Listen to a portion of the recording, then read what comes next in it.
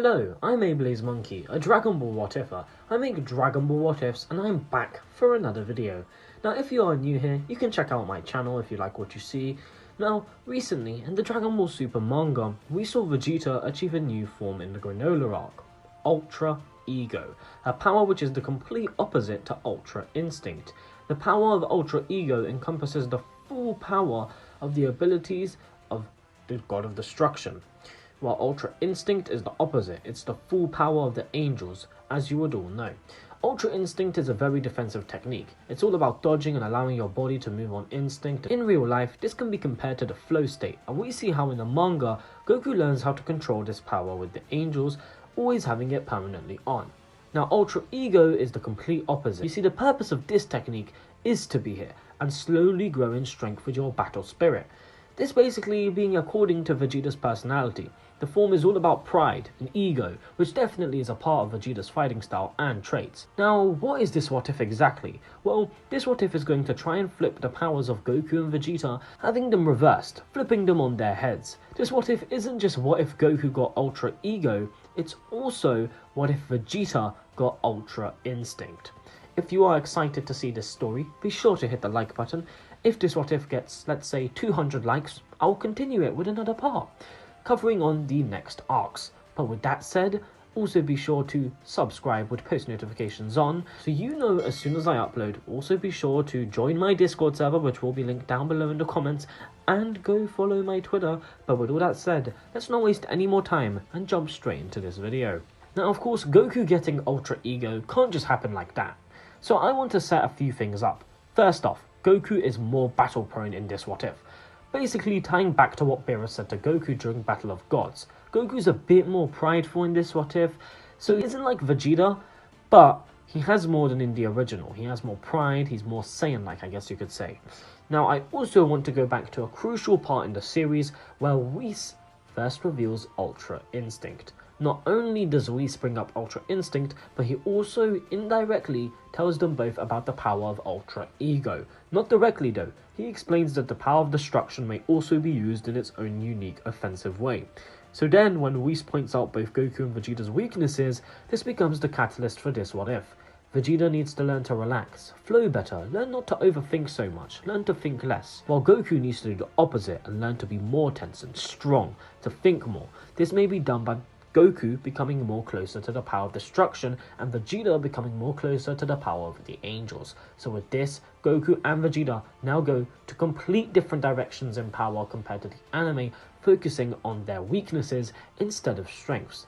Taking this more to heart, Vegeta learning to think less and Goku learning to think more and deciding to enjoy battle more for what it really is. This doesn't inherently change their personalities a lot, but it's a definite shift across the next few arcs of Super. Nothing much changes, although our first change is right before the Tournament of Power. You see, in the manga, Vegeta challenges Beerus. Albeit it isn't much of a fight, he does still take him on. I'm going to do this here in this what if, but not with Vegeta. Instead, we're going to have Goku rematch Beerus on his planet. Yeah, since Battle of Gods, Goku has grown much stronger, and it's time to see just how much stronger Goku really is. He wants to test himself against Beerus once more. Goku immediately powers up to Super Saiyan Blue and begins his battle against Beerus, Beerus deciding to accept this rematch with Son Goku. Now this goes pretty similar to the original in the manga where Vegeta got his ass handed to him. Things change though when Goku cranks things up a notch and powers up to Blue Kaioken.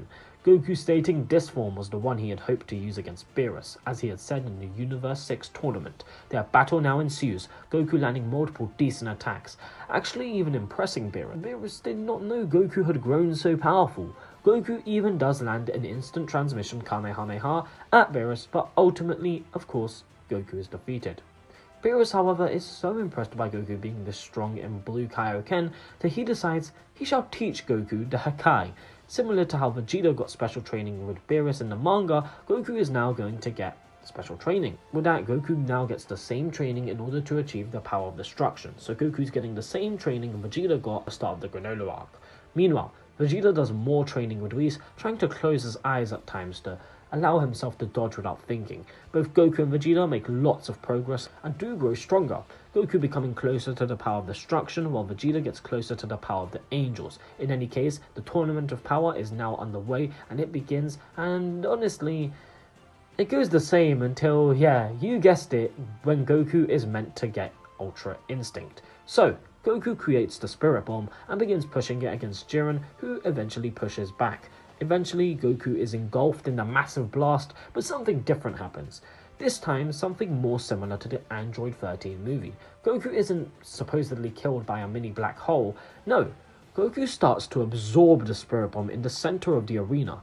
Everyone is shocked as the Spirit Bomb is slowly growing smaller as it's kind of going into Super Saiyan Blue Goku's body. He screams as the entire blast shrinks into his body as all of the spirit energy everyone gave him enters his body. Goku now lands on the ground, being completely silent. He powers down to just normal base. Jiren walks towards Goku as he says, "It was impressive. You are a true warrior, son Goku." Goku grits his teeth as he now screams as flames engulf his body, exactly the same to Vegeta in the manga. Jiren is pushed back by the immense power of Goku. It far surpasses everything he has felt from him before.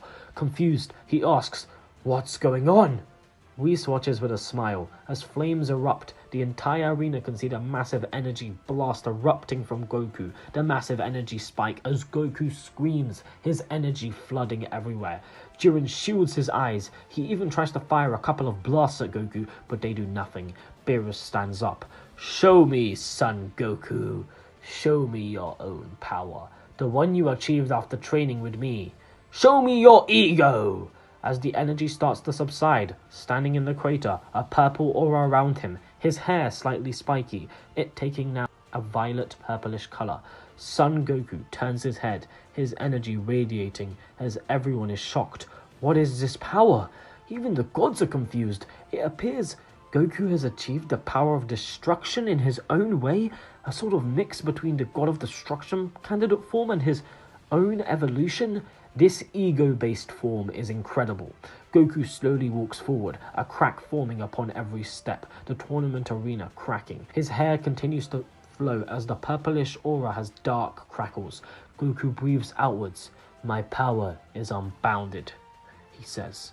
Jiren looks at Goku as he walks toward him. Goku now rushes Jiren as we get a very similar battle to the original, where Goku achieved Ultra Instinct. However, there is one massive difference. The battle starts off with Goku pummeling Jiren, showing off the new offensive capabilities of the form.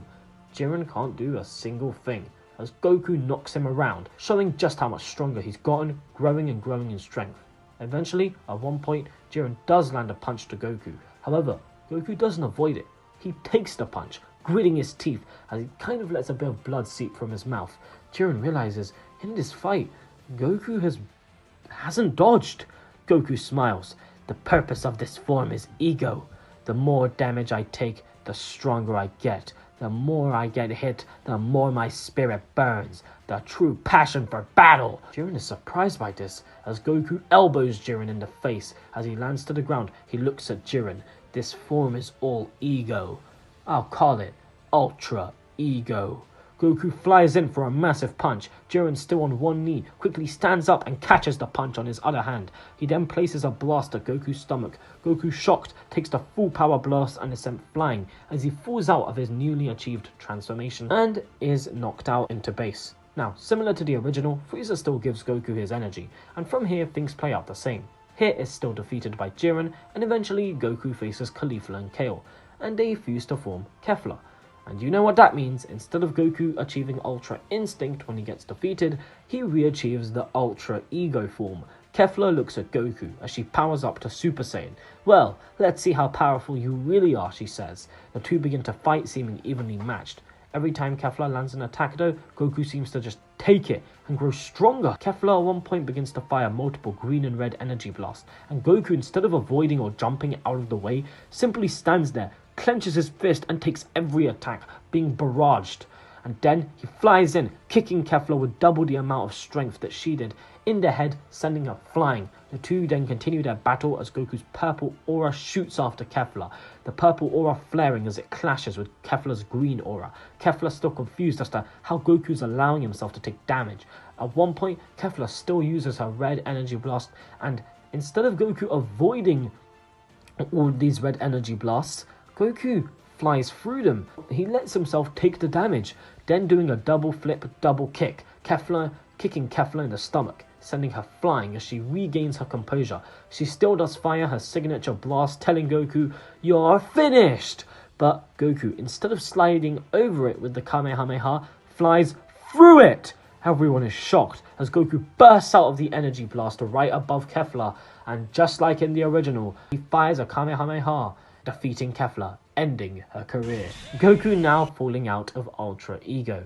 Now things continue as in the original, but I want to quickly touch on something. Now in the original anime, when Vegeta fought Capiora, he tried to achieve Ultra Instinct by allowing himself to get hit, but he gets frustrated. He gets angry. Why can't he achieve Ultra Instinct too? But in this version, Vegeta, having trained more toward Ultra Instinct, decides to disregard Goku's Ultra Ego. He's going to work more towards being the opposite of Ultra Ego and working more on defense. So, Vegeta doesn't do that here. As Vegeta goes in, all of a sudden Vegeta avoids all of his attacks without even thinking. In one swift movement, as Capiora tries to punch Vegeta, Vegeta avoids slowly and lands a punch, sending him flying, showing his training has paid off. In any case, from here, the tournament isn't going to change all too much. Even when Vegeta achieves Blue Evolution and teams up with Goku and Blue Kaioken, I don't see what would really change. Maybe Goku would be more on the offensive while Vegeta would be more defensive. However, our big changes come with Toppo. You see, after being pushed to use his God, God of Destruction candidate form, he faces Vegeta. Now in the original, Vegeta defeats Toppo, but that is not the case here. You see, Vegeta actually ends up being defeated. Why, you may ask? Well, Vegeta focusing more on Ultra Instinct means his offense wasn't as good as it could have been. This means when Vegeta tries to blow himself up, Toppo using his Hakai doesn't engulf Vegeta, but more so they both kind of explode at the same time, I guess. Vegeta seemingly having died, there's nothing left of him. Toppo walks forward. It seems he has been defeated by his own attack. But just then, a beam of light crashes down, exactly the same as Goku. And who emerges? Yeah, that's right, Vegeta emerges in Ultra Instinct Omen, ready to face Toppo. He blasts at him, landing a flurry of multiple punches, catching Toppo off guard, previously having thought he had won. Whis jumps for glory as Toppo tries to smash Vegeta with his massive fists. Vegeta has none of it, easily avoiding and dodging his attacks. He lands multiple hits of his own, even landing a point-blank Big Bang attack. Toppo does begin to fire multiple Hakais at Vegeta, but Vegeta, without even thinking, skillfully avoids them, showing the capabilities of Ultra Instinct, dodging the blasts. Toppo does try to fire one big Hakai, but Vegeta jumps over it, blasting Toppo out of the ring with a final flash. We now see Goku facing Jiren, having been close to defeat. Vegeta, still in Ultra Instinct, rushes in, helping him, cockily commenting, "Where's your Ultra Ego now, Kakarot?" Vegeta begins fighting Jiren, and honestly, it goes really similar to Goku's fight with Jiren while in Ultra Instinct Omen. Vegeta, however, doesn't seem even close to mastering or perfecting Ultra Instinct at this point, which means Vegeta does eventually, while fighting Jiren, start getting backed into a corner, and after Jiren fires a massive blast at Vegeta, he is left helpless. That is, until Goku gets back up and achieves Ultra Ego, rushing in to help, stopping this massive red energy blast. With that, both Goku and Vegeta rush at Jiren, together in a tag team duo. Vegeta avoids all of Jiren's attacks using Ultra Instinct without even thinking, while Vegeta dishes the damage out, thinking completely, taking punches from Jiren, growing stronger and stronger. They push Jiren to pushing past his limits as we get a massive intense battle, the blue, red and purple auras all clashing as they fly around the arena. Jiren goes in for a flurry of punches of Vegeta, which he manages to all avoid purely off of instinct, while Goku meanwhile ducks under, coming from Jiren's blind spot, uppercutting him. Jiren can't do a single thing. They're a perfect tag team duo. They cover different things, and Jiren, he just can't do it. Vegeta has the defensive side, Goku has the offensive side. The things we told them to work on and perfect, they have now worked on and perfected, showing that they have taken Reese's advice to heart. Jiren starts to get angry as both Goku and Vegeta rush him. We see them slowly overwhelming Jiren. He cannot do a single thing. Goku takes all of the punches, growing stronger, while Vegeta avoids them. While this is happening, Goku is landing the majority of the offensive attacks. Jiren no longer has any clue what to do, as Vegeta dodges more of Jiren's attacks. Goku and Vegeta spin around, both kicking Jiren in the stomach, sending him flying at the same time. They both look at each other as they diverge, both flying back.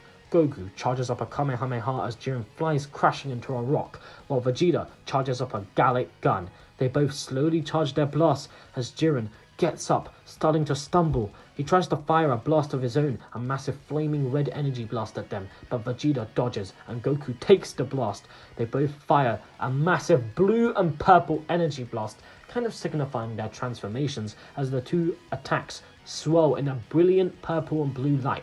Jiren engulfed in the purple and blue blast, being sent crashing back, utterly defeated. From here, however, just as they're about to defeat Jiren and knock him off, Vegeta loses Ultra Instinct, and a couple of words from Toppo of encouragement get Jiren back on his feet with new power. He battles Ultra Ego Goku, who unfortunately cannot get the job done alone. Goku does land pretty good attacks at Jiren, but when Goku tries to fire a huge blast at him, a massive purple blast, Jiren saying that Goku will destroy the entire tournament, Jiren fires his own blast, knocking Goku back, defeating him, similar to in the manga when Vegeta tried to destroy the planet. As Goku is blasted back, falling through the ring, about to be eliminated though, Frieza saves him, just like in the original. With that, Frieza now helps Goku as he and Vegeta take Jiren out, knocking themselves out of the ring, the final survivor being Android 17. So yeah, things go basically the same as the original. Vegeta though isn't really too happy to have taken Jiren out with Frieza,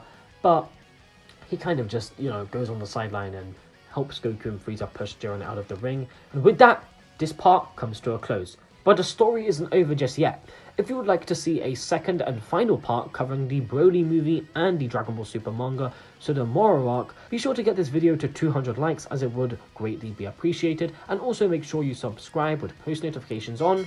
Also be sure to join my Discord server and go follow my Twitter. But with all that said, I hope you all did enjoy this video. I will see you all in my next one.